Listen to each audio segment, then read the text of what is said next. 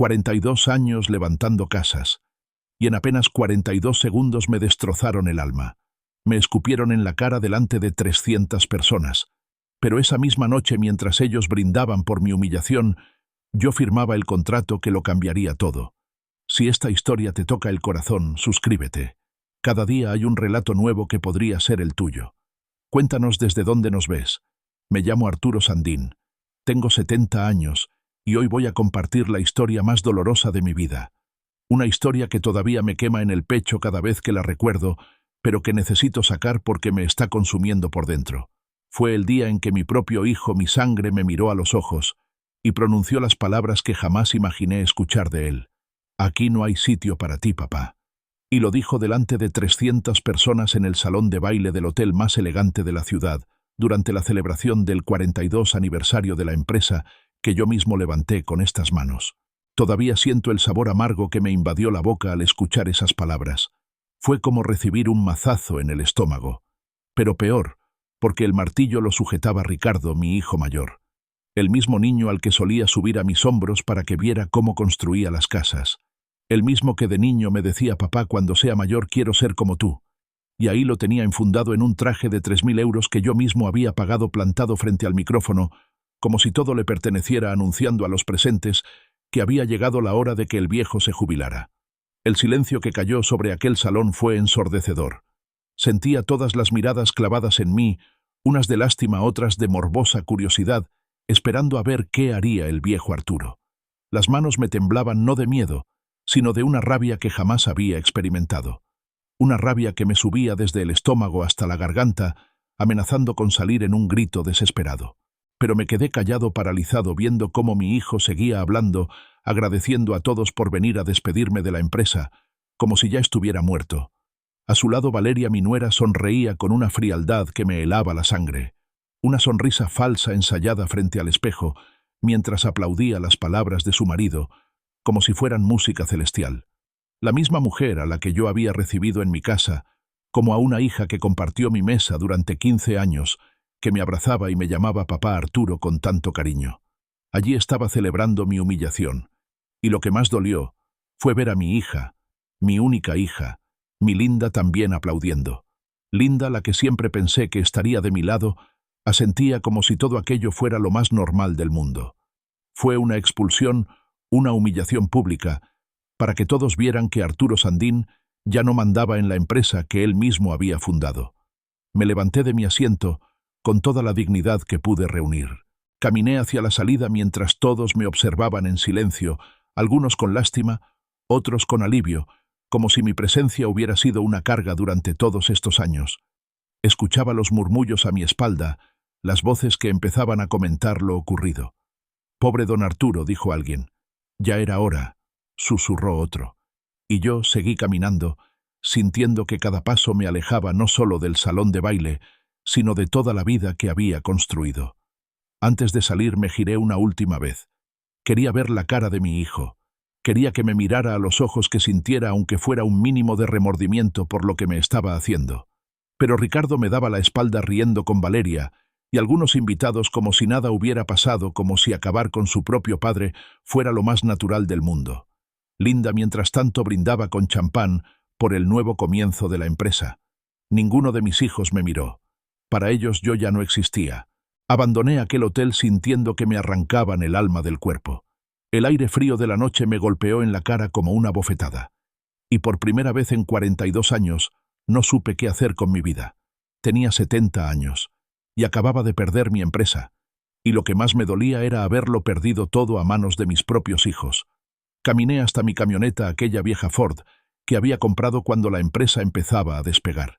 Me senté allí, con las manos sobre el volante, intentando entender cómo había llegado a ese punto.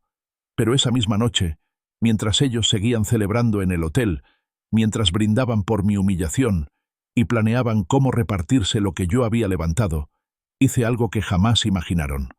Algo que lo cambiaría todo para siempre. Abrí la guantera de la camioneta y saqué un sobre que llevaba meses guardando, esperando el momento adecuado. Dentro estaba la propuesta que había recibido de Construcciones Mérida, nuestro mayor competidor. Y esa misma noche, a las 11:30, firmé el contrato que haría que pagaran por todo lo que me habían hecho. Para que entiendas lo que ocurrió aquella noche, necesito llevarte 42 años atrás, cuando tenía 28, y no poseía absolutamente nada salvo 2 manos dispuestas a trabajar y un sueño que parecía imposible. Era 1982, y acababa de llegar a la ciudad desde un pequeño pueblo del interior, donde no había futuro para nadie. Traía conmigo a mi esposa Elena embarazada de Ricardo, y una maleta con 3 mudas de ropa.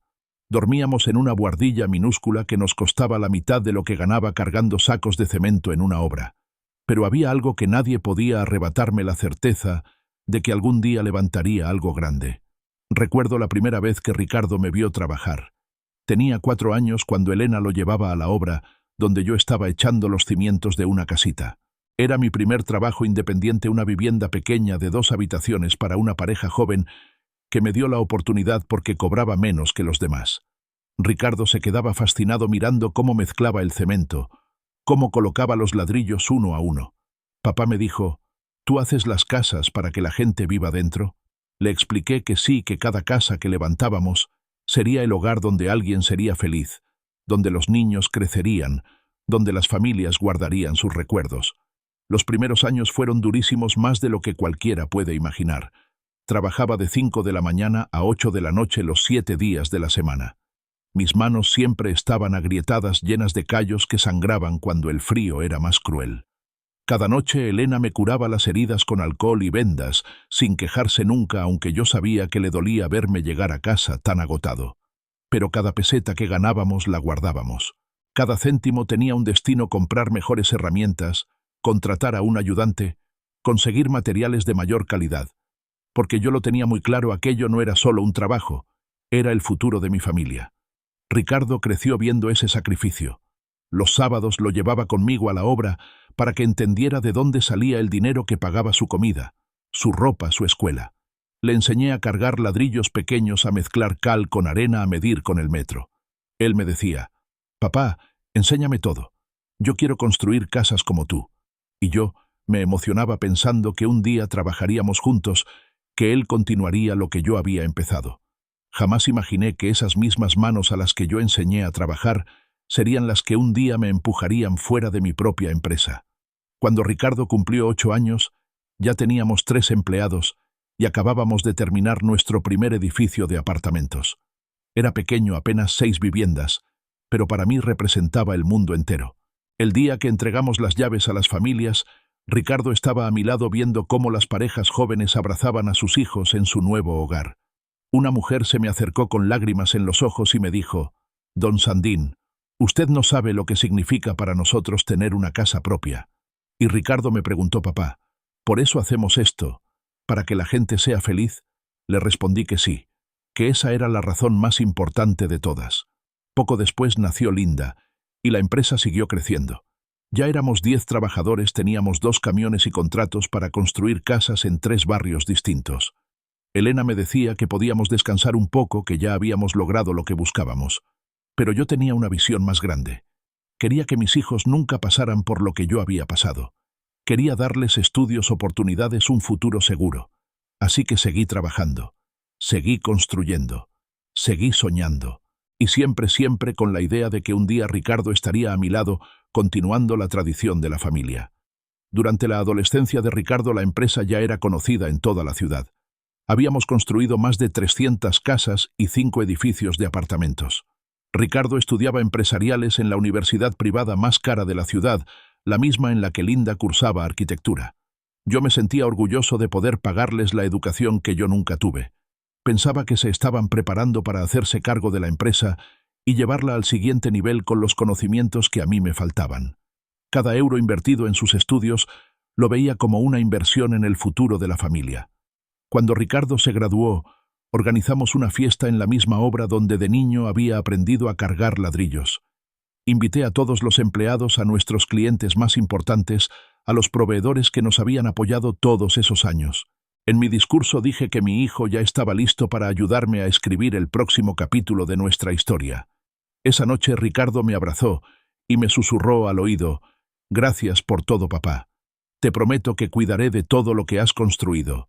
Aquellas palabras se me quedaron grabadas en el corazón y durante años las recordaba cada vez que dudaba de las decisiones que tomaba en la empresa. Los primeros años de Ricardo en la compañía fueron buenos. Trajo ideas nuevas, sistemas informáticos que yo no entendía, pero que hacían todo más eficiente. Modernizó procesos, mejoró la contabilidad, consiguió contratos más grandes, con empresas más importantes. Me sentía orgulloso al verlo aplicar lo que había estudiado, al ver cómo combinaba mi experiencia con sus conocimientos. Linda también se unió a la empresa después de graduarse diseñando casas más modernas y atractivas para los clientes jóvenes. Por primera vez en mi vida sentí que el sueño familiar estaba completo, los tres Sandin trabajando juntos por el mismo objetivo. Pero ahora, mientras conduzco por las calles vacías tras aquella humillación, me doy cuenta de que quizá ahí empezó todo. Tal vez fue en ese momento cuando empecé a delegar responsabilidades, cuando confié tanto en ellos que dejé de prestar atención a las señales. Ricardo comenzó a tomar decisiones sin consultarme, a cambiar procedimientos que habían funcionado durante años, a hablar de modernizar la empresa, como si todo lo que yo había hecho estuviera mal. Y yo lo permití porque confiaba en él, porque pensé que era parte natural del relevo entre generaciones. Elena murió hace 5 años, y con ella se fue la única persona que comprendía de verdad lo que la empresa significaba para mí. Era más que un negocio, era el resultado de 42 años de madrugones, de trabajar bajo el sol, de sacrificar vacaciones y descansos para construir algo que perdurara. Pero mis hijos nunca lo entendieron. Para ellos la empresa era solo números en un papel, beneficios a repartir, un negocio que podía optimizarse. Jamás comprendieron que cada ladrillo que colocábamos llevaba un pedazo de mi alma, que cada casa levantada formaba parte de mi legado. Y aquella noche en el hotel lo confirmé de una vez por todas: para ellos yo ya no era su padre. Era únicamente un obstáculo. Los 10 años siguientes fueron los mejores de mi vida, o al menos eso creí en aquel momento. Construcciones Sandin se había convertido en una de las empresas más respetadas de todo el estado. Teníamos 80 empleados, una flota de 15 camiones y contratos millonarios con el gobierno para construir viviendas sociales. Ricardo ya tenía su despacho en la segunda planta, con ventanales desde los que se veía toda la ciudad. Y Linda había diseñado más de un centenar de casas que aparecían en revistas de arquitectura. Yo me sentía como un rey, pero un rey que había levantado su reino, ladrillo a ladrillo, sin heredar nada de nadie. Y lo más importante, mis hijos estaban allí conmigo aprendiendo, creciendo, preparándose para el futuro que yo había soñado para ellos desde que eran pequeños. Recuerdo perfectamente el día en que Ricardo me propuso expandirnos a otros estados. Estábamos en mi despacho revisando las cifras trimestrales cuando desplegó sobre la mesa unos planos y proyecciones que llevaba semanas preparando. Papá me dijo: podemos abrir sucursales en Denver y Phoenix. Lo tengo todo calculado, la inversión inicial, los contactos, los permisos. En 5 años podríamos triplicar los ingresos. Sus ojos brillaban con una ilusión que me recordaba al niño que me ayudaba a cargar ladrillos. Me sentí orgulloso al ver cómo mi hijo había aprendido a soñar en grande, justo como yo le había enseñado. Y sin pensarlo ni un segundo, le dije que sí, que confiaba plenamente en él, que había llegado la hora de que los Sandin conquistáramos todo el país. La expansión fue un éxito rotundo, pero también fue el inicio de algo que en aquel momento no supe ver. Ricardo empezó a viajar constantemente, pasaba semanas enteras en las otras ciudades supervisando las nuevas operaciones. Cuando volvía, traía historias de grandes empresarios que había conocido, de métodos de construcción más modernos, de oportunidades de negocio que, según él, yo no podía entender, porque pertenecían a otra generación. Al principio me reía de sus comentarios pensando que era la arrogancia natural de la juventud, pero poco a poco me di cuenta de que ya no me consultaba en las decisiones importantes. Mantenía reuniones con clientes grandes sin mí. Firmaba contratos nuevos sin que yo los revisara. Cuando le preguntaba por ello me respondía: tranquilo, papá, todo está bajo control. Descansa y disfruta de lo que has conseguido. Linda también empezó a cambiar en aquella época. Se casó con un arquitecto de una familia adinerada de la capital, y poco a poco fue adoptando modales y costumbres que yo no reconocía en mi hija. Comenzó a llegar tarde a las reuniones familiares, a criticar la decoración de mi casa, a sugerir que debía ponerme al día si quería seguir siendo relevante en la empresa. Un día me dijo algo que me hirió profundamente: Papá, no puedes seguir dirigiendo la empresa como si fuera tu tiendecita de barrio. Ahora es una corporación. Necesita profesionales, no sentimientos. Esas palabras sonaban extrañas en boca de mi hija, como si alguien más se las hubiera enseñado. Pero preferí pensar que era parte de su crecimiento profesional, que estaba aprendiendo a separar los negocios de la familia. Y fue entonces cuando Valeria apareció en nuestras vidas. Ricardo la conoció en una conferencia de jóvenes emprendedores en Nueva York. Y desde el primer día que Ricardo la llevó a casa, sentí que algo no estaba bien. Era una mujer hermosa, bien educada, con estudios en el extranjero. Pero había algo en la forma en que me miraba que me incomodaba, como si me estuviera evaluando, calculando cuánto valía yo y cuánto tiempo útil me quedaba. Cuando me hablaba lo hacía siempre con una sonrisa perfecta, pero sus ojos seguían fríos, distantes. En aquel tiempo, Elena aún vivía, y una noche me comentó: Arturo, esa chica no mira a Ricardo con amor. Lo mira como si fuera un trofeo que ha ganado. Pero yo quise creer que mi hijo había encontrado a la mujer de su vida, así que ignoré aquellas señales. La boda de Ricardo y Valeria fue el acontecimiento social más importante que nuestra familia había organizado jamás. Gastamos más de $100.000 en una ceremonia que apareció en todas las revistas de sociedad de la ciudad. Yo me sentía feliz de poder darle a mi hijo esa celebración, de mostrarle al mundo lo lejos que habían llegado los Sandín. Durante el primer baile de los novios, Ricardo me buscó con la mirada desde la pista y me sonrió como diciéndome: «Gracias por todo esto, papá». En ese momento me sentí el hombre más afortunado del mundo, convencido de que mi familia estaba completa, de que mis hijos habían encontrado su lugar en la vida y de que la empresa continuaría durante muchas generaciones. Qué ingenuo fui al pensar que el dinero y el éxito podían garantizar la lealtad y el amor de una familia. Los primeros años de matrimonio parecían normales, pero empecé a notar en Ricardo pequeños cambios que me inquietaban. Valeria comenzó a opinar sobre asuntos de la empresa, sugiriendo mejoras en nuestros procesos, cuestionando decisiones que yo había tomado durante décadas. Ricardo la escuchaba con una atención que jamás me había prestado a mí, asintiendo a cada palabra como si fueran revelaciones divinas. En las cenas familiares, ella dominaba la conversación. Hablaba de las empresas verdaderamente exitosas que conocía, de métodos de gestión más eficientes, de la importancia de renovar las estructuras obsoletas. Cada palabra era una puñalada sutil pero certera. Empecé a sentirme un extraño en mi propia mesa, oyendo a mi familia discutir el futuro de mi empresa como si yo ya no estuviera presente. La gota que colmó el vaso fue cuando Valeria convenció a Ricardo de que necesitábamos contratar consultores externos para modernizar la compañía.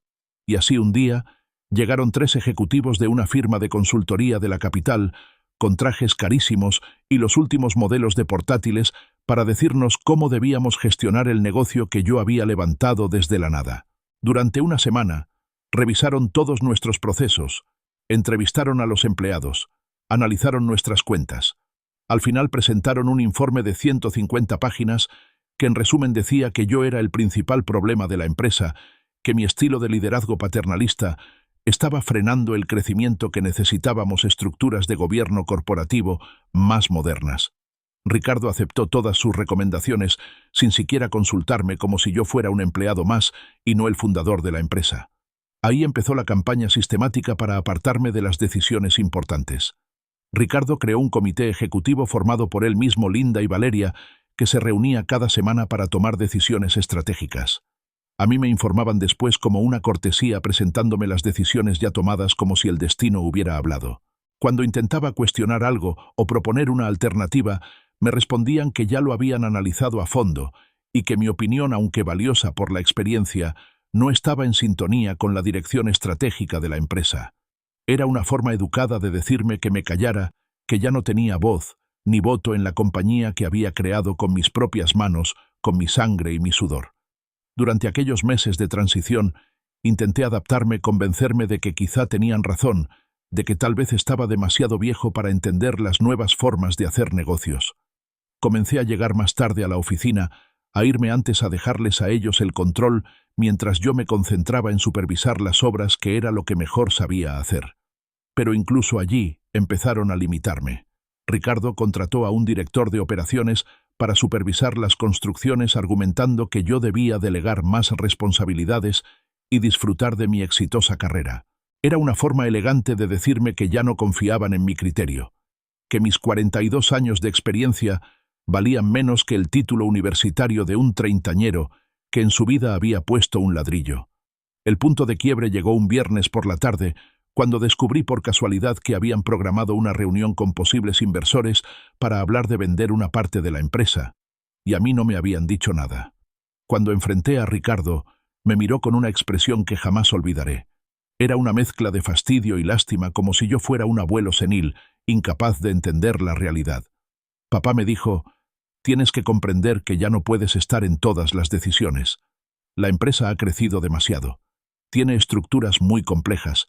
Lo mejor que puedes hacer es confiar en nosotros y disfrutar de tu jubilación». Jubilación. Esa palabra me resonó en los oídos como una condena de muerte. En ese momento entendí que mis propios hijos me estaban empujando hacia la puerta de salida, que todo lo que había construido ya no me pertenecía, que mi legado estaba siendo borrado por las mismas personas a las que había traído al mundo. Las humillaciones empezaron de forma sutil, tan graduales, que al principio pensé que era cosa de mi imaginación, de mi orgullo de viejo que no quería aceptar que los tiempos habían cambiado. Pero con cada día que pasaba las señales eran más claras, más dolorosas, más imposibles de ignorar. La primera vez que comprendí que algo estaba realmente mal fue en una reunión con un cliente importante, un empresario que nos había contratado para construir un complejo residencial de lujo. Yo estaba explicando los detalles técnicos del proyecto, compartiendo mi experiencia sobre los materiales más adecuados para esa zona de la ciudad, cuando Ricardo me interrumpió bruscamente. «Papá, creo que es mejor que esta parte la maneje yo. Si quieres, puedes retirarte». La forma en que lo dijo delante del cliente, como si yo fuera un empleado que había hablado fuera de turno, me humilló profundamente. Pero lo que más me dolió fue la reacción del cliente. Aquel hombre que me conocía desde hacía más de 15 años, que había contratado mis servicios en múltiples ocasiones, simplemente asintió y dirigió toda su atención a Ricardo, como si yo hubiera desaparecido de la sala. Me quedé sentado allí, sintiéndome invisible, mientras mi propio hijo cerraba un trato que yo mismo había iniciado con contactos que había cultivado durante décadas. Cuando la reunión terminó, Ricardo ni siquiera me dio las gracias por haber traído al cliente. En lugar de eso, me dijo: «Papá, la próxima vez, avísame cuando tengas una reunión programada. Es importante que mantengamos un mensaje coherente con nuestros clientes, como si yo fuera el problema, como si mi presencia fuera un obstáculo para hacer negocios». La situación empeoró cuando Valeria empezó a involucrarse más directamente en las operaciones de la empresa. Un día llegué a la oficina y descubrí que habían cambiado las cerraduras de mi escritorio sin avisarme. Cuando pregunté el motivo, la secretaria me respondió con evidente incomodidad que la señora Valeria había ordenado reorganizar los archivos para mejorar la seguridad de la información confidencial.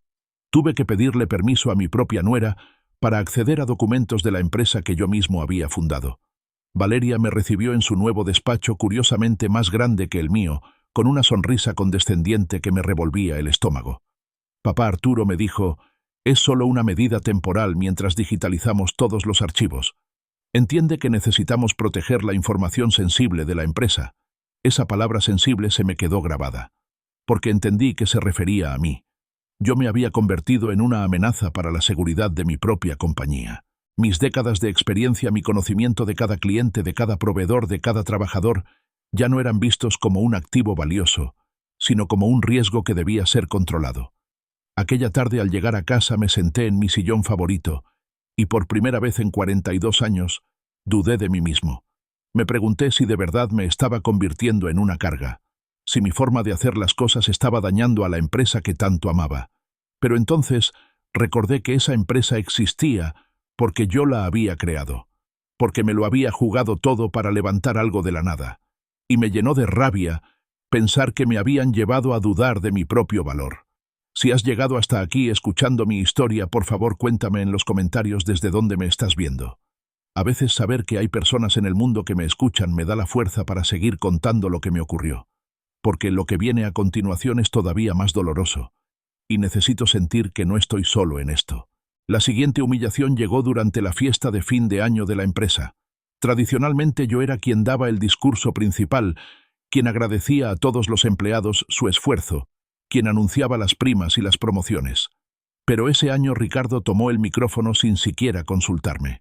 Habló durante 20 minutos sobre el futuro prometedor de la empresa, sobre los nuevos retos que nos esperaban, sobre la importancia de adaptarnos al cambio. Y en todo su discurso no mencionó mi nombre ni una sola vez. Era como si la empresa hubiera surgido de la nada, como si no tuviera historia, como si yo nunca hubiera existido. Durante la cena me sentaron en una mesa al fondo junto a empleados de nivel medio, mientras que Ricardo, Linda y Valeria ocupaban la mesa principal con los directivos y los clientes más importantes. Uno de mis trabajadores más antiguos, don Pascual, que llevaba más de 20 años conmigo, se acercó y me susurró: «Don Arturo, ¿está todo bien?» Lo noto triste. Le mentí. Le dije que todo estaba perfecto, que me sentía orgulloso de ver a mis hijos llevando la empresa hacia el futuro. Pero por dentro me moría sintiendo que el sitio que me correspondía en la mesa principal me había sido arrebatado por las mismas personas a las que yo había colocado allí. Era como ver cómo borraban mi nombre de la historia que yo mismo había escrito. Pero la mayor humillación de todas llegó cuando Ricardo decidió actualizar la imagen corporativa de la empresa. Contrató a una agencia de publicidad para rediseñar nuestro logo, nuestros uniformes, nuestros camiones, todo. El nuevo diseño era moderno, elegante, profesional. Pero había un detalle que me destrozó el corazón. Habían eliminado la frase que yo había puesto en todos nuestros materiales, desde el principio. Fundada por Arturo Sandín en 1982. Según Ricardo, esa información hacía que la empresa pareciera antigua y no resultaba relevante para los clientes modernos. 42 años de historia, de sacrificio, de construir día a día, reducidos a información irrelevante que había que ocultar para no espantar a los clientes jóvenes. Aquella noche enfrenté a Linda pensando que ella, como mi hija, entendería lo que significaba para mí esa decisión. Pero su respuesta fue aún más dolorosa que la de Ricardo. Papá me dijo: «Tienes que comprender que esto ya no va de ti. La empresa es más grande que cualquiera de nosotros, incluso más grande que tú. Si queremos competir en el mercado actual, no podemos cargar con nostalgias del pasado». Nostalgias del pasado. Así llamó mi hija a 4 décadas de mi vida. A todo lo que yo había sacrificado para darle a ella y a su hermano una vida mejor. En ese momento entendí que había perdido a mis hijos mucho antes de perder la empresa. Ya no me veían como a su padre, sino como un obstáculo para sus ambiciones. Los empleados más veteranos también comenzaron a notar el cambio. Varios se me acercaban con discreción para preguntarme si estaba bien, si había problemas en la familia, si necesitaba algo. Ellos veían lo que estaba ocurriendo, que el hombre que los había contratado, que conocía a sus familias, que había sido como un padre para muchos de ellos, estaba siendo apartado poco a poco de su propia compañía. Pero yo no podía quejarme con ellos. No podía mostrar debilidad delante de quienes dependían de la empresa para mantener a sus familias. Así que fingía que todo estaba bien, que formaba parte de un plan natural de transición, que me alegraba de ver a mis hijos tomando el control. Pero cada día que fingía, moría un poco más por dentro. La situación se volvió insoportable cuando Ricardo empezó a cuestionar mis decisiones públicamente delante de los empleados. Durante una reunión con los supervisores, contradijo una instrucción que yo había dado sobre la calidad de los materiales para un proyecto importante. «Mi padre viene de otra generación», dijo. «En su época las cosas se hacían de otra manera, pero ahora tenemos que ser más eficientes, más competitivos». Los supervisores no sabían dónde mirar porque muchos de ellos habían aprendido el oficio trabajando directamente conmigo. Era evidente que mi autoridad estaba siendo socavada de forma sistemática, que mi propio hijo estaba destruyendo mi credibilidad para cimentar la suya. Y lo más doloroso era que estaba utilizando mi amor de padre en mi contra, sabiendo que yo no me defendería en público para no dañar su imagen. Esa noche solo en mi casa me senté a mirar las fotos de cuando mis hijos eran pequeños. Cuando me veían como a su héroe, cuando creían que yo podía construir cualquier cosa, resolver cualquier problema. Ricardo subido a mis hombros observándome levantar un muro. Linda aplaudiendo cuando terminábamos una casa. Los dos corriendo hacia mí cuando llegaba del trabajo gritando «papá» con una alegría que ahora resultaba doloroso recordar. ¿En qué momento dejé de ser su héroe para convertirme en su carga? Cuando mi experiencia se volvió obsoleta y mi presencia incómoda. Me quedé despierto toda la noche intentando entender cómo había llegado hasta aquí, cómo había perdido no solo mi empresa, sino también a mis hijos, sin siquiera darme cuenta de lo que estaba ocurriendo. Los meses que siguieron fueron una pesadilla silenciosa, una tortura lenta, que se desarrollaba día tras día sin que yo pudiera hacer nada para detenerla. Comencé a notar que las reuniones importantes se programaban cuando yo no estaba en la oficina, que las decisiones cruciales se tomaban en conversaciones privadas entre Ricardo, Linda y Valeria, y luego me las presentaban como hechos consumados, como si el destino hablara a través de ellos. Una mañana de martes, llegué a la oficina y me enteré por la secretaria de que habían firmado un contrato millonario con una cadena hotelera, un proyecto que llevábamos meses persiguiendo. Cuando pregunté por qué no me habían informado de la firma, Ricardo me respondió con toda naturalidad: «Papá, el acuerdo se cerró muy rápido durante el fin de semana. No queríamos molestarte en tu día libre». Como si yo fuera un jubilado al que había que proteger y no el fundador de la empresa que había iniciado esas negociaciones.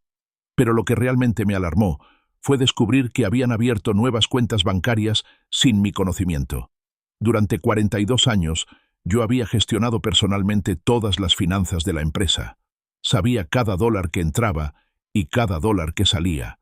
Y ahora veía movimientos de dinero que no aparecían en los informes que me entregaban, transferencias realizadas a cuentas que yo jamás había autorizado. Cuando enfrenté a Ricardo por aquello, me explicó que habían optimizado la estructura financiera, creando distintas cuentas para diferentes propósitos, y que Valeria, con su experiencia en finanzas corporativas, se estaba encargando de esa parte del negocio. «Es más eficiente así», papá me dijo. «Ya no tienes que preocuparte por esos detalles técnicos». Pero yo sabía que no se trataba de eficiencia, sino de control. Me estaban apartando del dinero para que no pudiera tomar decisiones de forma independiente. La paranoia empezó a apoderarse de mí cuando comencé a sospechar que estaban controlando mis comunicaciones. Varias veces intenté llamar a antiguos clientes o proveedores de confianza solo para mantener vivas las relaciones que había cultivado durante décadas. Pero me recibían con frialdad, como si alguien les hubiera indicado que limitaran el contacto conmigo. Uno de mis proveedores más antiguos, don Miguel, con quien había trabajado más de 20 años, me dijo algo que me heló la sangre. Don Arturo, su hijo, comentó que ya no está tan involucrado en las operaciones, que todas las negociaciones deben pasar por él. Es cierto que piensa jubilarse pronto. Fue entonces cuando entendí que Ricardo estaba difundiendo la versión de que yo me estaba retirando voluntariamente, preparando el terreno para mi salida, sin que pareciera que me estaban echando. Las conspiraciones se hicieron más evidentes cuando empecé a llegar a la oficina muy temprano sin avisar. Una mañana llegué a la oficina a las 6:30, mucho antes de mi hora habitual, y sorprendí a Ricardo, Linda y Valeria reunidos en la sala de juntas. Tenían documentos esparcidos sobre la mesa, los portátiles abiertos, y hablaban en voz baja con una intensidad que se cortó de golpe en cuanto me vieron. «Papá», dijo Linda visiblemente nerviosa, «hoy has venido muy temprano». Ricardo cerró rápidamente su portátil y recogió los papeles. «Solo estábamos revisando unos números del trimestre», explicó. «Nada importante». Pero alcancé a ver el encabezado de uno de los documentos antes de que lo guardara: Plan de Transición Generacional Confidencial. Mi propio futuro estaba siendo decidido en reuniones secretas sin que yo tuviera voz ni voto. Esa misma semana contraté discretamente a un contable independiente para revisar los libros de la empresa. Era un hombre de confianza, alguien que había trabajado conmigo en los primeros años cuando la compañía apenas empezaba. Lo que me mostró me rompió el corazón y me llenó de una rabia que jamás había sentido. Habían estado transfiriendo dinero a cuentas personales, pagándose bonos millonarios sin mi autorización, comprando propiedades que figuraban como inversiones de la empresa, pero estaban a su nombre. Lo peor, habían solicitado préstamos usando propiedades de la compañía como aval, comprometiéndonos con deudas enormes sin consultarme. Y mi contable me dijo algo que me destrozó el alma: don Arturo, si esto sigue así, en 2 años tendrán que vender la empresa para pagar las deudas que ellos mismos han generado. Estaban destruyendo en apenas 2 años lo que a mí me había llevado 42 levantar. Pero lo más doloroso de todo fue descubrir que ya habían estado hablando con abogados para buscar la forma legal de apartarme de la dirección de la empresa. A través de un contacto en el bufete que habían contratado, supe que estaban explorando opciones para declararme incapacitado para ejercer funciones ejecutivas por mi edad, o incluso forzar mi jubilación por el bien de la compañía. Habían consultado también la posibilidad de convocar una junta de accionistas para destituirme, aprovechando que entre Ricardo, Linda y Valeria controlaban el 51% de las acciones. Era una traición meticulosamente planificada, ejecutada por las mismas personas a las que yo había traído al mundo, a las que había educado, a las que había hecho socias de mi empresa, para asegurar el futuro de la familia. Durante aquellas semanas terribles, intenté acercarme a Linda pensando que quizá con ella sí podría razonar que el amor de una hija sería más fuerte que la ambición. Una noche la invité a cenar solo los dos, como cuando era niña, y me contaba sus problemas del colegio. Le hablé con el corazón en la mano. Le dije que me dolía sentir que me estaban apartando, que necesitaba entender qué había hecho mal para merecer ese trato. Su respuesta me destruyó. Papá, no has hecho nada malo. El problema es que tampoco has hecho nada bien. La empresa necesita un liderazgo moderno, una visión de futuro, no nostalgias del pasado. Ricardo y yo estamos preparados para llevar la compañía al siguiente nivel, pero tú te estás convirtiendo en un obstáculo. Mi propia hija me estaba diciendo que yo era el problema, que mis 4 décadas de experiencia eran un freno para el progreso. Esa noche, llamé a mi hermano mayor que vive en Estados Unidos, el único familiar en el que podía confiar plenamente. Le conté todo lo que estaba ocurriendo y me respondió con unas palabras que me abrieron los ojos. Arturo, ellos ya no te ven como a su padre. Te ven como el último obstáculo entre ellos y una fortuna que creen merecer. Han estado esperando a que murieras o a que perdieras la lucidez para quedarse con todo. Pero como sigues fuerte y con la mente clara, han decidido acelerar el proceso. Sus palabras fueron duras, pero tenían sentido. Mis hijos habían dejado de verme como al hombre que los había criado y educado, y habían empezado a verme como al viejo rico que se interponía entre ellos y su herencia. Y Valeria había sido la chispa de esa transformación, la que les enseñó a calcular mi valor en términos económicos en lugar de emocionales. Entonces, tomé una decisión que jamás pensé que tendría que tomar: investigar a mi propia familia. Contraté a un detective privado para averiguar qué estaban planeando, con quién se reunían, qué movimientos financieros estaban haciendo fuera de la empresa. Lo que descubrí me rompió el corazón en 1000 pedazos. Valeria había estado manteniendo reuniones regulares con ejecutivos de empresas competidoras, explorando ofertas de compra para nuestra compañía. Ricardo había abierto cuentas bancarias en las Islas Caimán, preparando el terreno para esconder dinero en cuanto vendieran todo. Y Linda había puesto a su nombre varias propiedades que habíamos comprado como inversiones familiares, lista para quedarse con los activos más valiosos cuando llegara el momento de repartirlo todo. Las pruebas eran abrumadoras y dolorosas. Mi familia me había estado traicionando durante meses, quizá años, planeando mi salida mientras fingían amor y respeto por mí. Cada abrazo había sido falso. Cada te quiero, papá, había sido una mentira. Cada consulta sobre mi opinión había sido puro teatro, un calmante, mientras preparaban mi ejecución corporativa y personal. Me senté en mi despacho mirando las fotos familiares sobre la mesa, preguntándome si los sentimientos que mostraban en esas imágenes alguna vez habían sido auténticos. ¿Cuándo empezó esta traición? ¿Fue algo gradual o hubo un momento exacto en que decidieron que yo valía más muerto que vivo? Pero lo que más me dolió fue darme cuenta de que Elena, mi esposa, había muerto sin saber en qué se habían convertido sus hijos. Ella siempre creyó que habíamos criado a buenos hijos, personas honorables, que valorarían la familia por encima del dinero.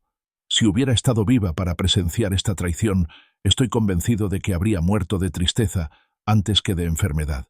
Y quizá eso fue una bendición, porque al menos se marchó con su ilusión intacta, creyendo que sus hijos eran buenas personas, que cuidarían de su padre cuando ella ya no estuviera.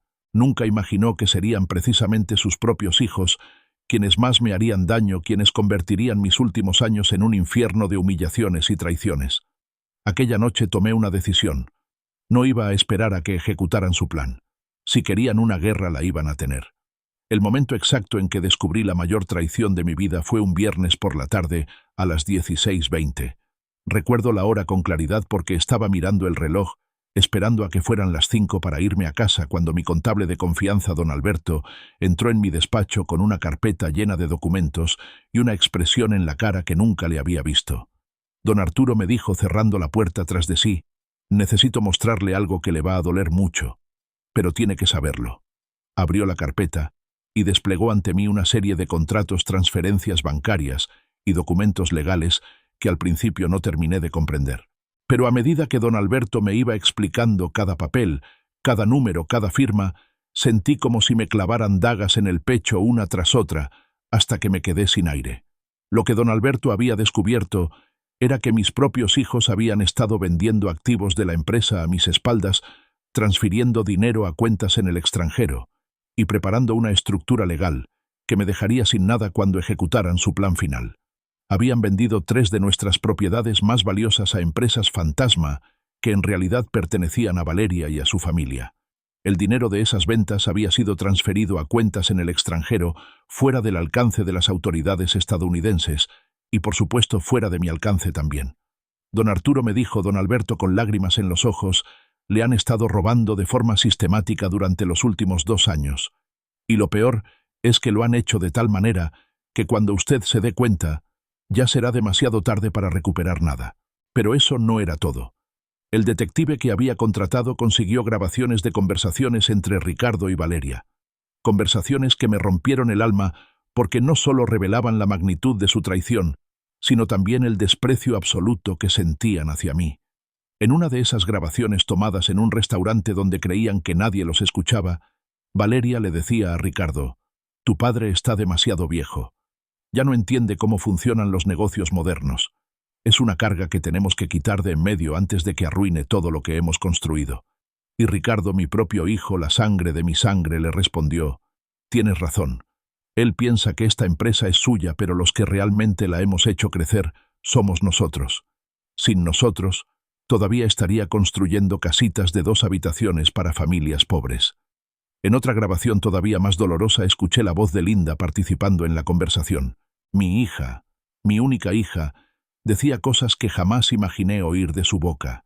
Mi padre vive en el pasado. Cree que porque fundó la empresa hace 40 años, tiene derecho a controlarla para siempre. Pero nosotros también hemos invertido nuestra vida en esto, y merecemos tomar las decisiones. Además, se está haciendo mayor. Podría morir en cualquier momento y dejarnos con un problema legal enorme si no dejamos todo en orden antes. Hablaban de mi muerte como si fuera un simple trámite administrativo, como si yo fuera una tarea pendiente que había que resolver para poder seguir adelante con sus planes. Mi propia hija esperaba mi muerte como si fuera una liberación. Pero la grabación que más me destrozó fue una conversación entre los 3 en la que discutían los detalles de cómo iban a deshacerse de mí. Valeria había consultado con abogados especializados en casos de incompetencia senil y había descubierto que podían declararme incapacitado mentalmente si conseguían el testimonio de 2 médicos y un psicólogo. Es fácil, decía Valeria en la grabación. Contratamos a los especialistas adecuados. Evalúan a papá Arturo, determinan que ya no está en condiciones de tomar decisiones de negocio por su edad avanzada y nosotros asumimos el control legal total. Ricardo preguntó: «¿Y si se resiste?». La respuesta de Valeria me heló la sangre. Con 70 años, ¿quién le va a creer? Todos pensarán que es un viejo terco que no quiere aceptar la realidad. Entonces Linda añadió su propio veneno a la conversación. Además, podemos usar su comportamiento de los últimos meses como prueba. Ha estado paranoico, desconfiado, haciendo preguntas raras sobre las finanzas. Cualquier psicólogo dirá que son síntomas de demencia temprana o deterioro cognitivo por la edad. Estaban utilizando mi reacción natural a su traición como prueba de que estaba perdiendo la cabeza. Mi desconfianza, totalmente justificada porque de hecho me estaban traicionando, iba a ser presentada como señal de que estaba loco. Era un plan diabólico perfectamente calculado para destruir no solo mi patrimonio, sino también mi dignidad y mi cordura. En esa misma grabación incluso discutían qué hacer conmigo después de quedarse con todo el control. Ricardo sugirió: «Podemos meterlo en una residencia de lujo, algo que quede bien socialmente, como si estuviéramos cuidando de él». Pero Valeria tenía otra idea. Mejor comprarle una casita en algún pueblo lejos de aquí, donde no pueda interferir en el negocio. Le damos una pensión mensual para que viva cómodo pero sin acceso a la empresa ni a contactos importantes. Linda estuvo de acuerdo. Sí, es mejor mantenerlo apartado. Si se queda aquí, siempre estará intentando meter las narices en todo. Estaban planeando desterrarme, apartarme de todo lo que había construido, convertirme en un prisionero dorado, en algún lugar donde no pudiera entorpecer sus planes. Pero lo que realmente me destruyó fue escuchar cómo hablaban de Elena, mi esposa fallecida. Valeria dijo: Menos mal que mamá ya no está porque nunca nos habría dejado hacer esto. Siempre defendía al viejo por mucho que se equivocara. Y Ricardo respondió: mamá nunca entendió que papá se estaba convirtiendo en un problema. Ella lo veía con los ojos de una esposa enamorada, no con los ojos de una empresaria. Linda añadió: mamá era de otra generación. Creía en esas cosas románticas como la lealtad matrimonial y el respeto a los mayores. Nosotros tenemos que ser más pragmáticos. Estaban hablando de la mujer que les había dado la vida, que había sacrificado la suya para criarlos, como si hubiera sido un obstáculo para sus ambiciones. Como si el amor que Elena me tuvo hubiera sido una debilidad y no una virtud.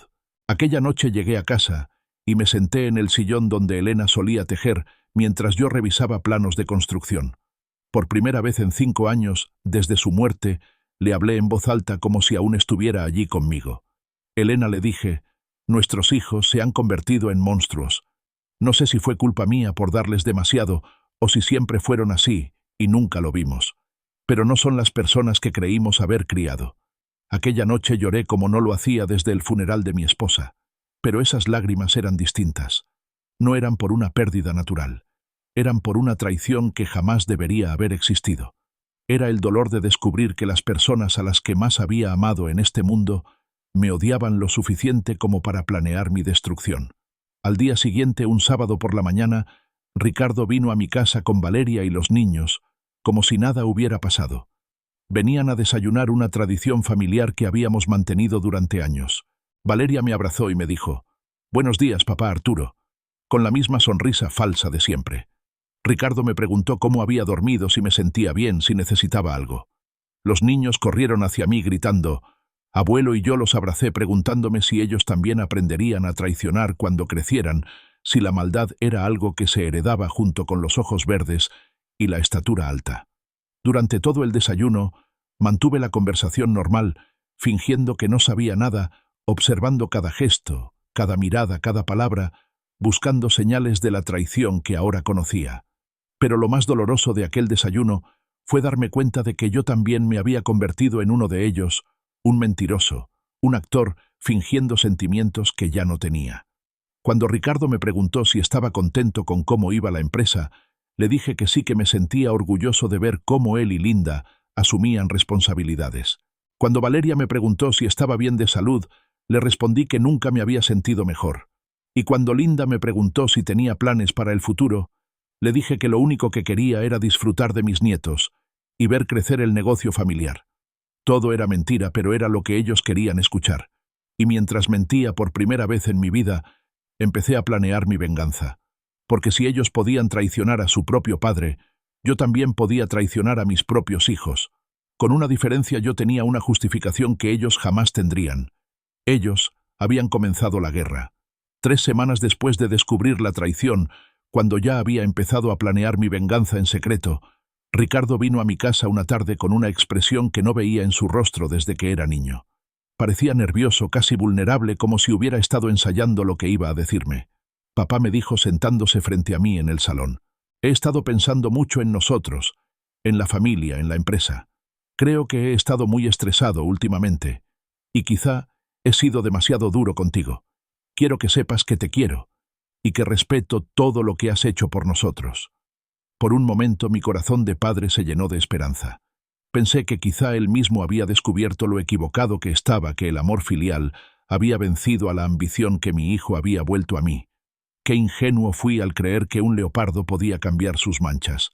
Ricardo siguió hablando con una emoción que parecía auténtica. Papá, quiero proponerte algo. ¿Qué te parece si organizamos una gran celebración por el 42 aniversario de la empresa? Algo especial donde podamos honrar todo lo que has construido, donde empleados, clientes y amigos puedan reconocer tu legado. El corazón me latía con una alegría que no sentía desde hacía meses. Al fin pensé, mis hijos iban a reconocer públicamente mi valor. Me iban a dar el lugar que me correspondía como fundador de la empresa. Será una fiesta inolvidable, continuó Ricardo. Con todos los empresarios importantes de la ciudad, con nuestros empleados de toda la vida, con toda la familia. Queremos que sea una noche perfecta para ti, papá. Las lágrimas asomaron a mis ojos mientras escuchaba a mi hijo planear aquella celebración que sonaba como el reconocimiento que había esperado durante tanto tiempo. Durante las 2 semanas siguientes, toda la familia se volcó en la organización de la fiesta con una dedicación que me conmovió profundamente. Linda venía cada día a consultarme los detalles. ¿Qué comida prefería? ¿Qué música quería que sonara? A quien deseaba invitar Valeria se encargaba de los arreglos florales y la decoración, asegurándome que quería que todo estuviera a la altura del gran Arturo Sandín. Incluso los empleados participaron en los preparativos.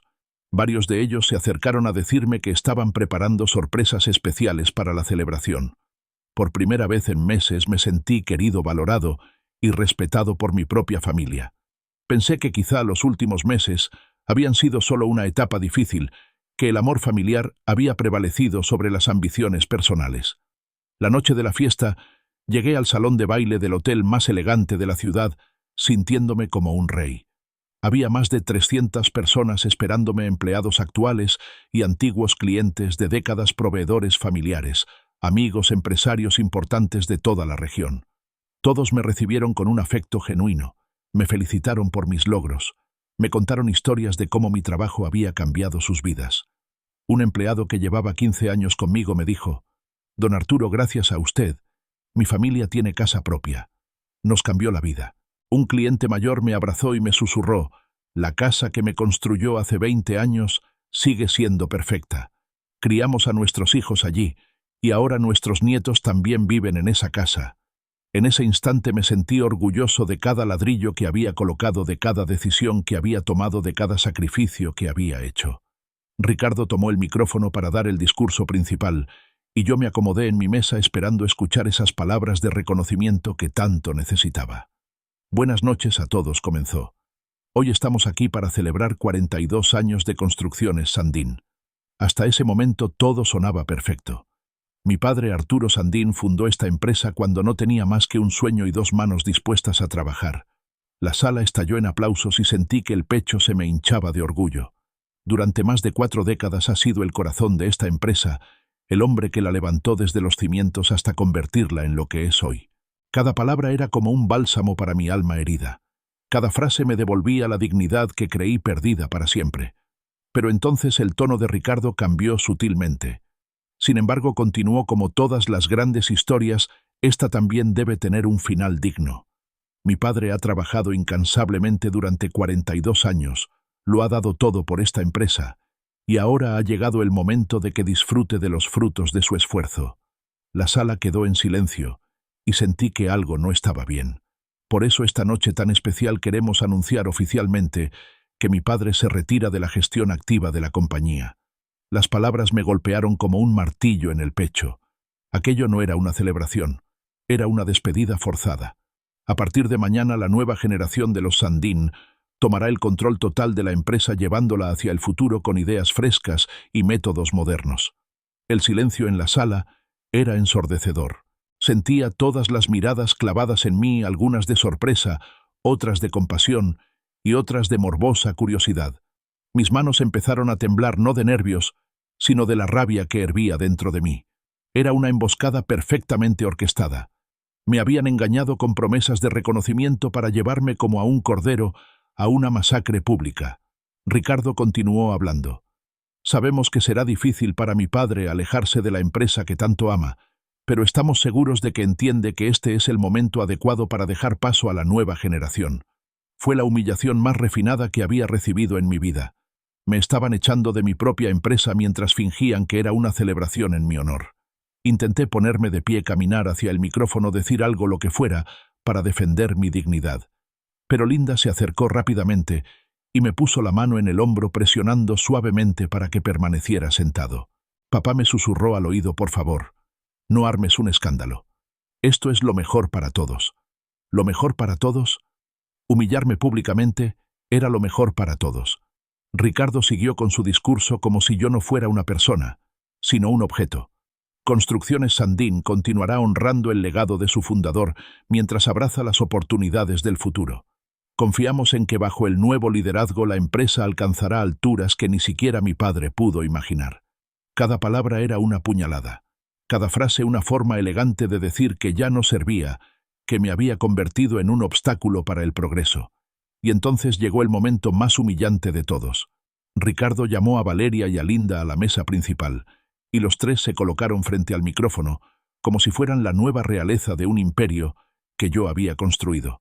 «Queremos agradecer a nuestro padre y fundador por todo lo que nos ha enseñado», dijo Linda con una sonrisa que ahora sabía completamente falsa. «Pero también queremos que todos sepan que la empresa está en buenas manos, que el futuro de Construcciones Sandín está asegurado». Valeria tomó el micrófono y añadió: «Don Arturo, puede estar tranquilo sabiendo que su legado continuará, pero con la energía y la visión que requieren los tiempos modernos. Era como si hablaran de mí, estando ya muerto, como si fuera un simple recuerdo del pasado que había que honrar antes de olvidarlo». El público comenzó a aplaudir, pero era un aplauso incómodo forzado, como cuando la gente no sabe cómo reaccionar ante una situación embarazosa. Algunos de mis empleados más antiguos me miraban con rostros de confusión y tristeza, sin entender claramente lo que estaba ocurriendo. Uno de mis supervisores más veteranos, don Ramón, se acercó a mi mesa y me susurró: «Don Arturo, esto es lo que usted quería». No pude responderle porque tenía un nudo en la garganta que me impedía hablar.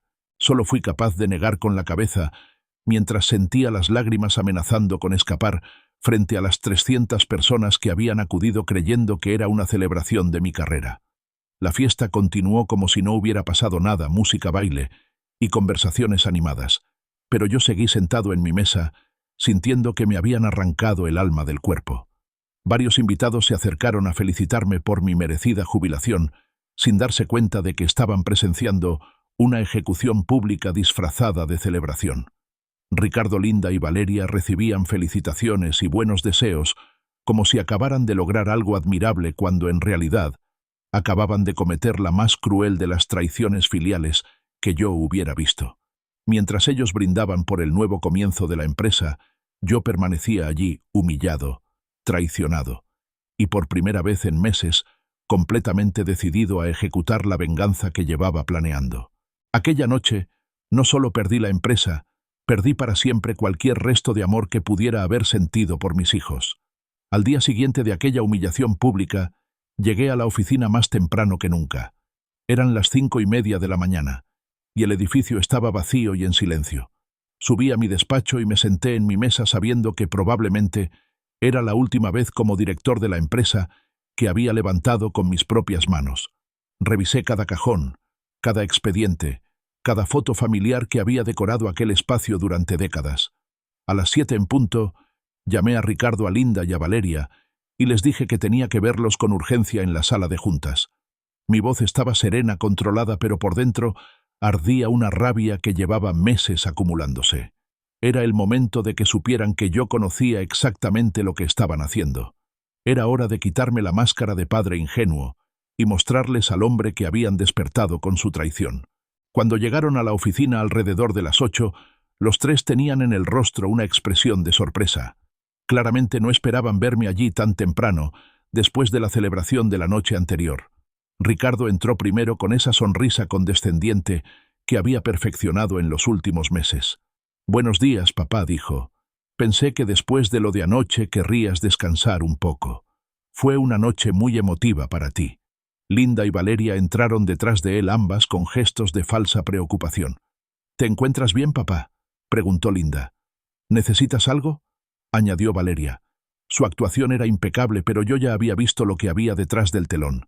Sabía que cada palabra de preocupación era una mentira, que cada gesto de afecto era puro teatro diseñado para mantenerme bajo control hasta ejecutar por completo su plan. Los invité a sentarse en la mesa de juntas, la misma en la que habíamos tomado miles de decisiones familiares durante los años dorados de la empresa. «Quiero hablar con vosotros de algunas cosas que he descubierto recientemente», les dije, manteniendo la voz serena pero firme. «Cosas que me han herido profundamente y que necesito que me expliquéis». Ricardo intercambió una mirada rápida con Valeria, una mirada que ellos creyeron que yo no notaría, pero que confirmó todas mis sospechas. «¿De qué hablas, papá?», preguntó Linda con esa voz dulce que usaba de niña cuando había hecho alguna travesura. «Estás siendo muy misterioso». Pero yo ya no era el padre ingenuo que se dejaba engañar por voces dulces y sonrisas falsas. Era un hombre que había descubierto la verdad y que estaba dispuesto a afrontarla de frente. Saqué de mi maletín la carpeta con todas las pruebas que había reunido, los documentos financieros, las transferencias bancarias fraudulentas, las transcripciones de las grabaciones, los informes del detective privado. La puse sobre la mesa con un golpe seco que los hizo sobresaltarse. «Esto es lo que quiero que me expliquéis», dije abriendo la carpeta y extendiendo los documentos frente a ellos. «Estas transferencias millonarias a cuentas en el extranjero hechas sin mi autorización. Estas ventas de propiedades de la empresa a precios ridículos a compañías que resultan ser de la familia de Valeria. Estas primas, que os habéis asignado primas que suman más dinero del que yo he ganado en toda mi vida». La expresión de sus rostros cambió al instante de la sorpresa fingida al verdadero pánico. Ya no podían fingir inocencia con las pruebas delante de sus ojos. Ricardo fue el primero en intentar justificar lo injustificable. Papá dijo con ese tono con el que intenta explicar algo complicado a quien considera inferior: son decisiones empresariales complejas para optimizar la estructura financiera de la compañía. Sé que no las entiendes del todo, pero confía en que todo lo que hemos hecho ha sido por el bien de la empresa. Su arrogancia me enfureció más que su traición. Después de robarme millones, tenía la desfachatez de decirme que yo no entendía que debía confiar en él. Optimizar la estructura financiera, grité perdiendo por primera vez el control de la voz. Eso se llama robo, Ricardo. Se llama traición. Se llama destruir a tu propio padre para enriquecerte tú y tu maldita esposa. El silencio que siguió a mi estallido fue ensordecedor. Fue entonces cuando saqué el arma más potente que tenía, las transcripciones de sus conversaciones privadas. Pero esto no es lo peor, continué extendiendo las páginas delante de ellos. Lo peor es esto, vuestras propias palabras grabadas mientras planeabais cómo deshaceros de mí. Empecé a leer en voz alta las frases más hirientes. Tu padre está demasiado viejo. Ya no entiende cómo funcionan los negocios modernos. Es una carga que tenemos que quitar de en medio. El rostro de Valeria palideció como un papel. Él cree que esta empresa es suya, pero los que realmente la hemos hecho crecer somos nosotros. Seguí leyendo las palabras de Ricardo. Mi padre vive en el pasado.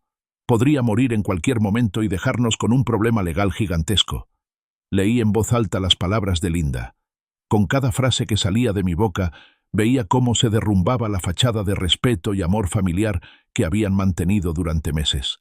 Linda fue la primera en quebrarse. Empezó a llorar, pero no eran lágrimas de remordimiento, sino de pánico de alguien que había sido descubierta. Papá, puedo explicarlo todo, sollozaba.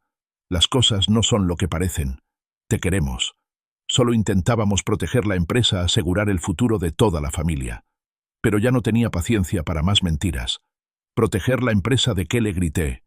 De mí, del hombre que la fundó, del que se dejó la vida durante 42 años para daros una vida que yo jamás tuve. Valeria intentó intervenir con su voz calma y calculadora. Don Arturo, entiendo que esté enfadado, pero tiene que ver el panorama general. La empresa necesitaba reestructurarse. «Y tú te callas», le rugí. «Tú no eres mi hija. No tienes ningún derecho a opinar sobre mi empresa». Finalmente Ricardo mostró su verdadero rostro. Se levantó de la silla con una expresión de rabia que nunca le había visto, una rabia que revelaba al hombre real oculto tras la máscara del hijo respetuoso. «Sabes que, papá, tienes razón. Sí planeamos todo esto. Sí queremos que te apartes de la empresa. ¿Y sabes por qué? Porque ya no eres capaz de dirigirla. Porque tus métodos anticuados nos frenan. Porque cada día que sigues aquí perdemos dinero y oportunidades». Su brutal honestidad me dolió más que todas sus mentiras juntas. «Esta empresa vale 10 veces más que cuando la dirigías tú solo», continuó. «Fuimos nosotros quienes la hicimos crecer. Nosotros trajimos a los clientes importantes. Nosotros modernizamos todo. Ya no eres necesario aquí». Cada palabra era como una bofetada. Me levanté de la silla y caminé hacia Ricardo hasta quedar cara a cara con él. Era más alto que yo, más joven físicamente, más fuerte. Pero en ese momento yo tenía algo que él jamás tendría: la autoridad moral de un hombre traicionado. «¿Sabes cuál es la parte más triste de todo esto?», Ricardo, le dije mirándole directamente a los ojos. «No es que me hayas robado el dinero. No es que me hayas humillado públicamente. Lo más triste es que te convertiste en lo contrario de todo lo que intenté enseñarte. Te enseñé a trabajar con honestidad y te convertiste en un ladrón. Te enseñé a valorar a la familia y traicionaste a tu propio padre. Te enseñé a respetar a los empleados y los tratas como números en una hoja de cálculo. Cada palabra era una verdad que le dolía, lo veía en sus ojos. Linda intentó interponerse entre nosotros, pero ya no tenía paciencia para sus lágrimas de cocodrilo. «Papá, por favor, podemos arreglar esto», dijo entre sollozos. «Podemos encontrar una solución que sirva para todos». Pero yo sabía que ya no había marcha atrás. ¿Arreglar qué, Linda? El hecho de que planeáis declararme loco para quedaros con mi dinero, el hecho de que habléis de mi muerte como si fuera una liberación, el hecho de que convirtierais el amor que vuestra madre me tuvo en algo de lo que avergonzarse.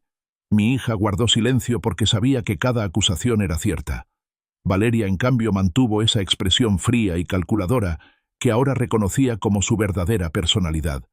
Arturo dijo, usando por primera vez mi nombre: «Sin el falso papá, puedes pelear con nosotros todo lo que quieras, pero la realidad es que ya no tienes ningún poder aquí. La empresa es nuestra ahora».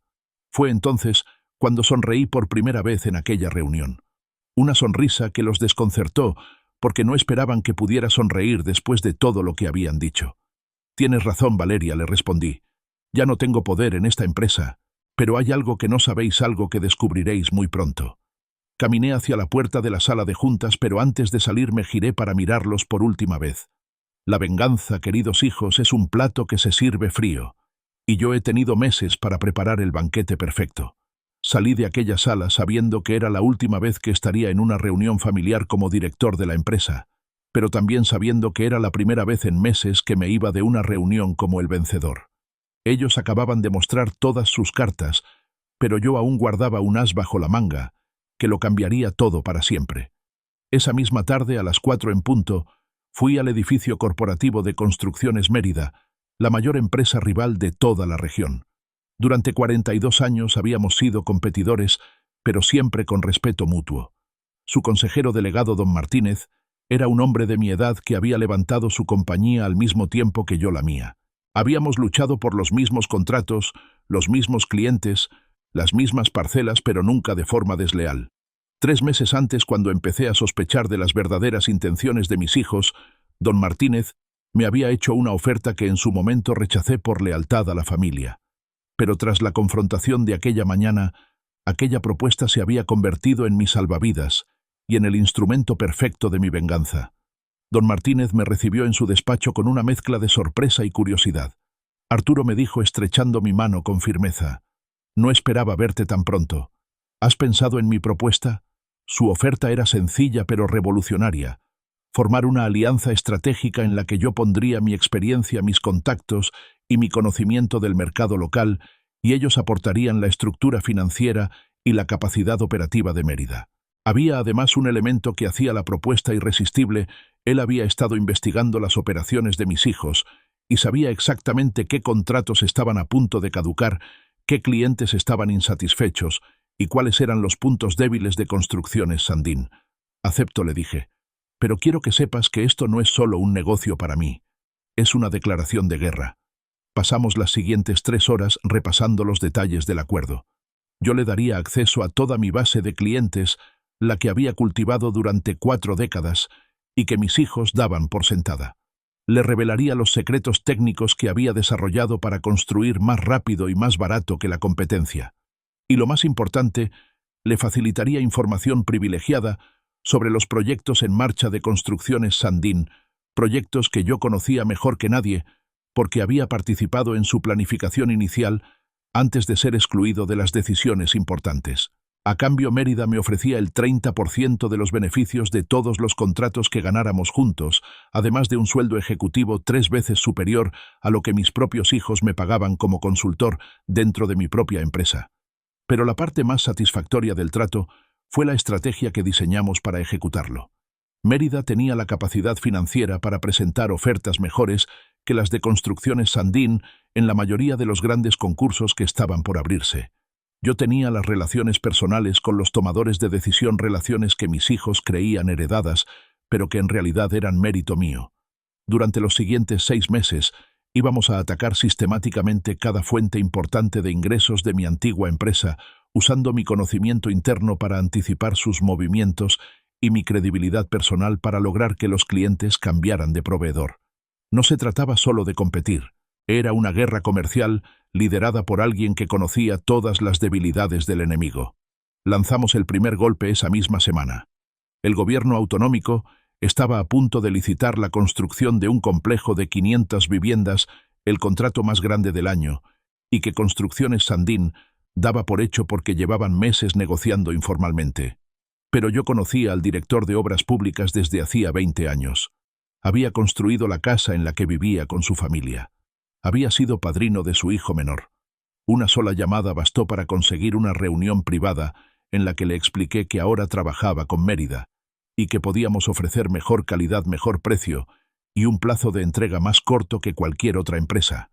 Don Arturo me dijo: si me garantiza que usted personalmente supervisará este proyecto, el contrato es suyo.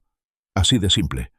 42 años de reputación impecable valían más que todas las presentaciones en PowerPoint que Ricardo pudiera preparar.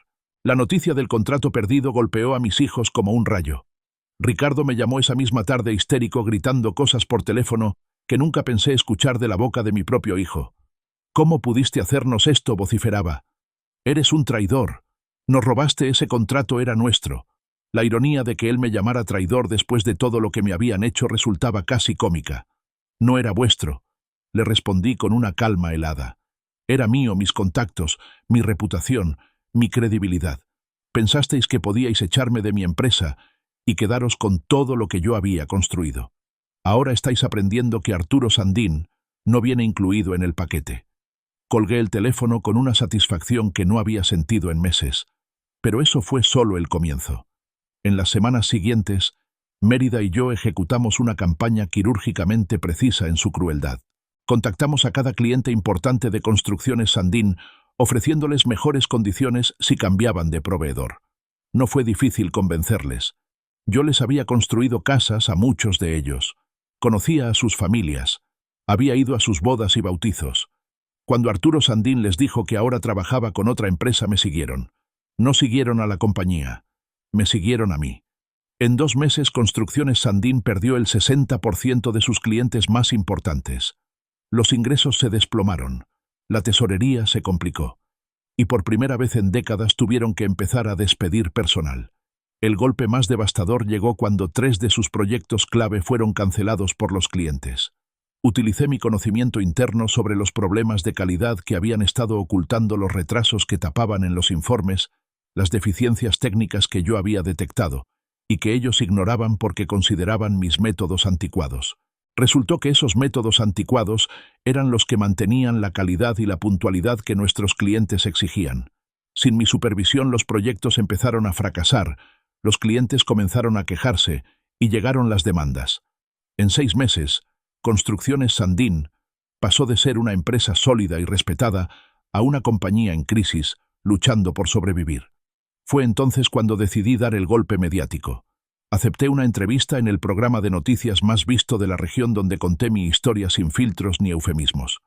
Expliqué cómo había fundado la empresa con mis propias manos, cómo había sacrificado 4 décadas de mi vida para construir lo que creí que sería un legado familiar, y cómo mis propios hijos me habían traicionado, robado y humillado públicamente. No mencioné nombres en antena, pero cualquiera que conociera la historia de nuestra familia sabía perfectamente de quién hablaba. La entrevista se volvió viral en las redes sociales, con miles de comentarios de apoyo de personas que se identificaban con mi relato de traición familiar y abandono en la vejez. El impacto fue devastador para mis hijos. En una sociedad como la nuestra, donde el respeto a los padres y la familia son valores fundamentales, ser señalados públicamente como hijos ingratos que habían traicionado a su anciano padre los convirtió en parias sociales. Los clientes que aún quedaban empezaron a cancelar contratos por la pérdida de confianza en los valores familiares de la empresa. Los proveedores comenzaron a exigir pagos por adelantado porque dudaban de la estabilidad moral de la dirección. Antiguos empleados que habían trabajado conmigo durante décadas empezaron a dimitir para buscar trabajo en otras compañías, incluyendo Mérida. En menos de un año, todo lo que habían construido sobre mi espalda se desmoronaba como un castillo de naipes. La noche en que se emitió aquella entrevista, me quedé despierto viendo las reacciones en Internet, leyendo los comentarios de apoyo de cientos de personas que habían vivido situaciones parecidas con sus propios hijos. Don Arturo hizo lo correcto, escribió alguien. Los hijos desagradecidos deben aprender que las acciones tienen consecuencias, comentó otro. Qué triste que los padres tengan que defenderse de sus propios hijos, dijo una mujer que claramente había pasado por algo similar. En ese momento entendí que mi venganza había trascendido lo personal para convertirse en algo simbólico, la historia de un padre que se negó a ser la víctima silenciosa de la ambición de sus hijos. Me dormí aquella noche sintiendo que por primera vez en más de un año había recuperado no solo mi dignidad, sino también mi poder. La guerra apenas comenzaba, pero yo ya había ganado la batalla más importante, la batalla por la verdad. 6 meses después de esa entrevista televisiva, mientras revisaba los beneficios de mi alianza con Mérida en mi nuevo despacho ejecutivo, recibí una llamada que había estado esperando durante mucho tiempo. Era Linda, y por primera vez en años, su voz sonaba rota, humilde, desesperada. Papá me dijo, «Tenemos que hablar. La empresa está en serios problemas. Necesitamos tu ayuda». La ironía de aquella llamada me llenó de una profunda y amarga satisfacción al mismo tiempo. Los mismos hijos que me habían expulsado de mi propia empresa, que me habían declarado obsoleto e inútil, que habían celebrado mi humillación pública, ahora me rogaban que volviera para salvarlos del desastre que ellos mismos habían creado. Pero ya era demasiado tarde para súplicas y demasiado tarde para perdones. Acepté reunirme con ellos por última vez, no por compasión, sino porque quería verlos reconocer su derrota cara a cara. Nos encontramos en una cafetería neutral, lejos de las oficinas de ambas compañías, en un lugar donde nadie pudiera escuchar la conversación que yo sabía sería definitiva para nuestra relación familiar. Cuando llegaron me sorprendió lo mucho que habían cambiado en esos meses. Ricardo había envejecido años en solo unos meses, ojeras profundas bajo los ojos, el rostro demacrado más delgado. Linda se veía deshecha, nerviosa, sin ese brillo confiado que siempre había tenido. Y Valeria, por primera vez desde que la conocía, parecía vulnerable sin la máscara de superioridad que había perfeccionado durante tantos años. Descubrí entonces que el poder era un mejor cosmético que cualquier crema antiarrugas, y ellos lo habían perdido todo. Ricardo fue directo al grano, sin las falsas cortesías que había usado durante meses para manipularme. Papá, sabemos que estuvimos mal. Sabemos que te tratamos mal, que tomamos decisiones que te hirieron, pero ahora necesitamos trabajar juntos para salvar la empresa. Si Sanderson Construcciones desaparece, perdemos todos. Su pragmatismo me indignó más que todas sus mentiras anteriores. Ni siquiera en ese momento de desesperación, Ricardo fue capaz de una disculpa genuina, de reconocer el daño emocional que me había causado. Para él todo seguía siendo números y ganancias. Nunca entendió que lo que habían roto no era una empresa, sino mi corazón, que habían destruido la imagen que yo tenía de ellos como mis hijos. Podemos darte un mayor porcentaje de las ganancias, añadió. Podemos devolverte tu oficina. Podemos hacer cualquier cambio que quieras. Solo necesitamos que regreses y uses tus contactos para recuperar los contratos que perdimos. Linda intentó apelar a mis sentimientos paternales, con lágrimas que ya no me conmovían. Papá, somos tu familia. Somos tus hijos. Sé que cometimos errores, pero la sangre es más importante que cualquier negocio. Mamá no habría querido que destruyéramos a la familia por dinero. Mencionar a Elena fue el mayor error que pudo cometer. ¿Ahora me hablas de tu madre? Le respondí con una frialdad que la hizo temblar. La misma madre de la que te burlaste cuando planeaban declararme incapaz.